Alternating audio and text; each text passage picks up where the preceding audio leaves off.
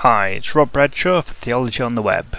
Tonight I'm just going to show you how I find out whether a particular article is in the public domain and therefore we can use it, or if it's still in copyright, in which case we can't. And there are several websites that I use to establish the date of death of the authors of these articles. I'm going to run through them quickly, and then I'm going to show you some examples of how they work. Now, the most useful site that I use is called Copac, which is a British academic website, which is basically a library listing. It tells you which books have been written by particular authors, and usually it can tell you when they were born and when they died. Now, what we're looking for is for authors who publish in the UK, if they are deceased more than 70 years ago, then their work's in the public domain, which the magic number we're looking for is a deceased date of 1944, as this is 2015, or earlier. Now, please note this caveat that I'm not a lawyer. Anything I say about copyright law, I can't be held responsible for, so you must check information out for yourself and establish whether what I say is accurate. And that goes also for the dates of deceased that I find.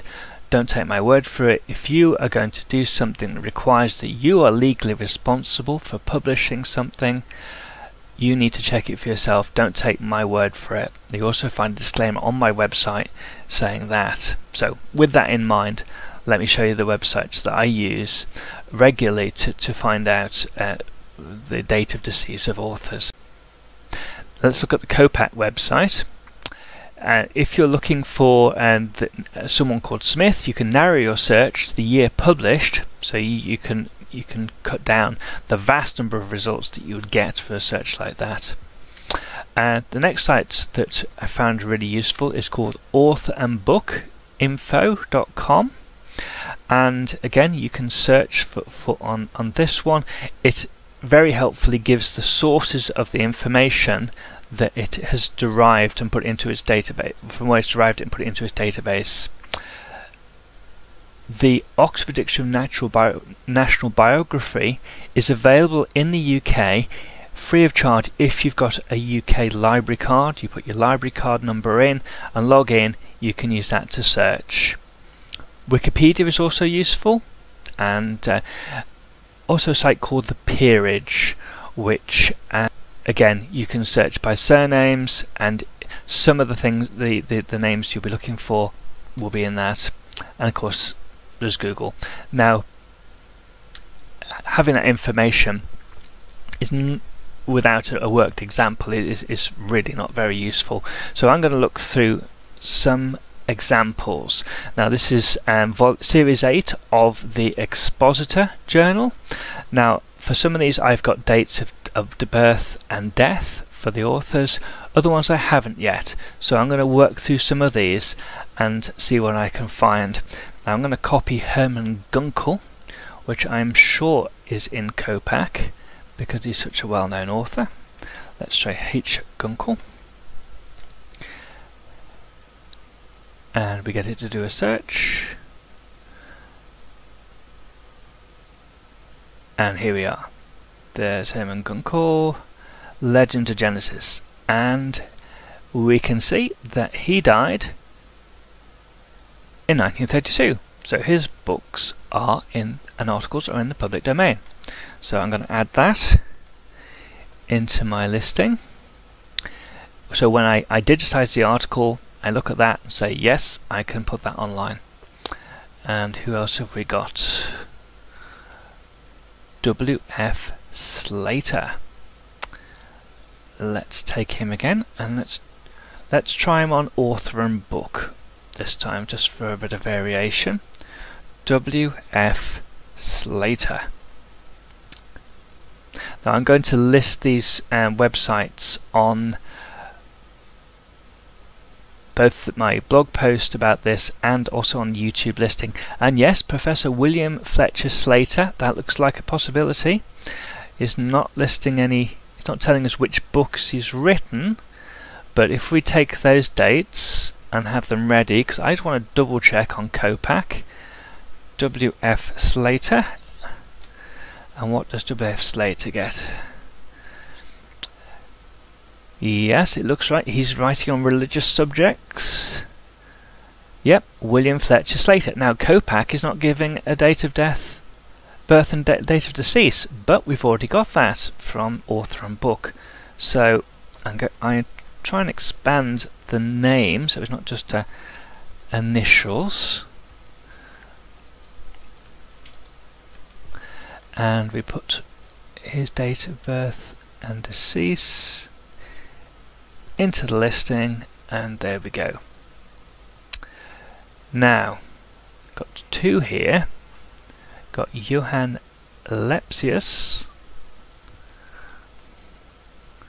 So let's try him in Copac. No results. Let me have a think. Will he be on Wikipedia? There, that looks like him. Is it? Protestant missionary Orientalist. Yes, that does look like him. So we've got 1858 to 1926, which is within the range which the article was published. So let's put him in there. No, I want that in plain text. So I'll paste him in plain text, and there we go. What about Helena Ramsey? Now I think Helena Ramsey was the wife of William Ramsey, but I can't be absolutely sure. Let's try her in Wikipedia. No, nothing on that. Okay, so we're going to look for Helena Ramsey on author and book.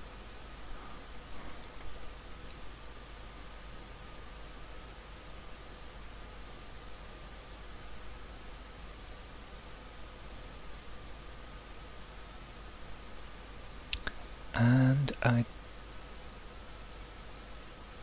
don't see her there.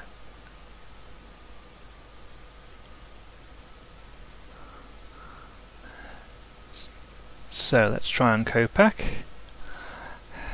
Helena Ramsey.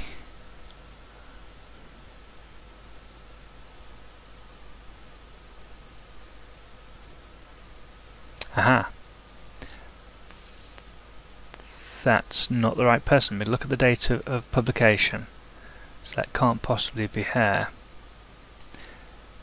So always check the date of publication to make sure, and also the subject, because although some people do write on a wide range of subjects, what we're looking for are people publishing on religious subjects, on Christianity, on the Bible. So there's no listing for her either. Let's have a look in the peerage, and we want Ramsey.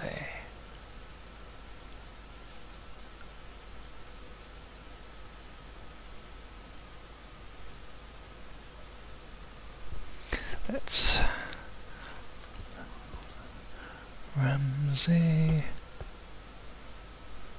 There, 831 Ramseys.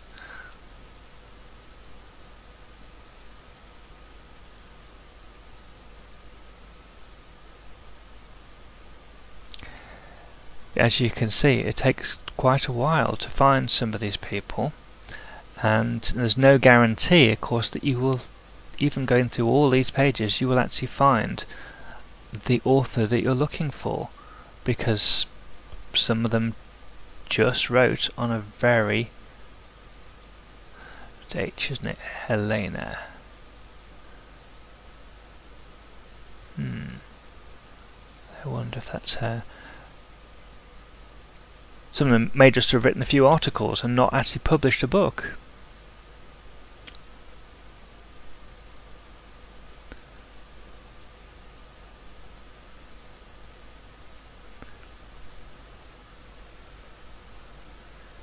It doesn't look like her. Let's try National Biography. Ramsey.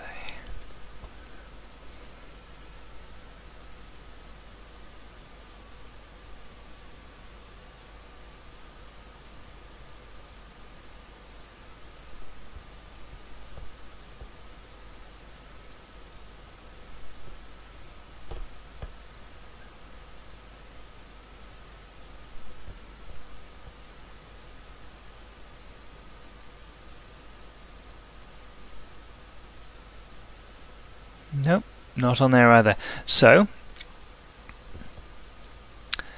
let's just, if I do Helena Ramsey on Google,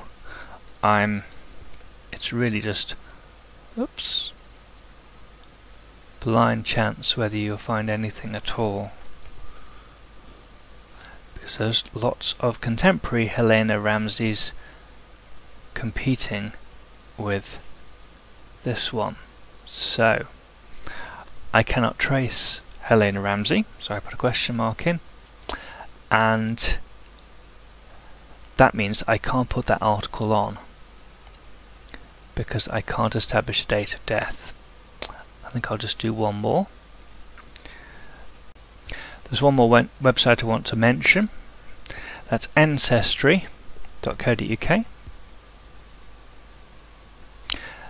Now really this is only going to be useful when you get more information, like a partial, say you got the date of birth, then you might be able to narrow it down using ancestry.co.uk.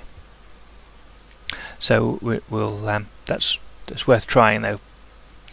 Let me just see if I can find one more for you, just to show you how the system works.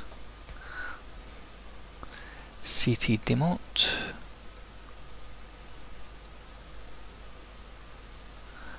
Yes, that looks like it. Right date. It's a Reverend. It doesn't give us any extra information though, except that he's a Reverend. Let's try in here. CT.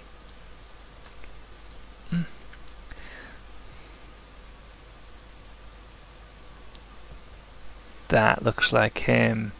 He's now a canon.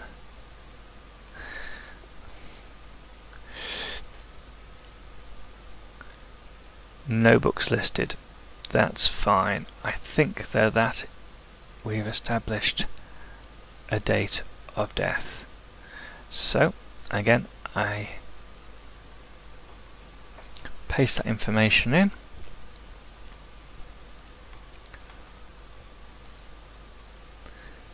And in this case, his date of decease is after 1944, and so his works are not yet in the public domain, and so you can't use them.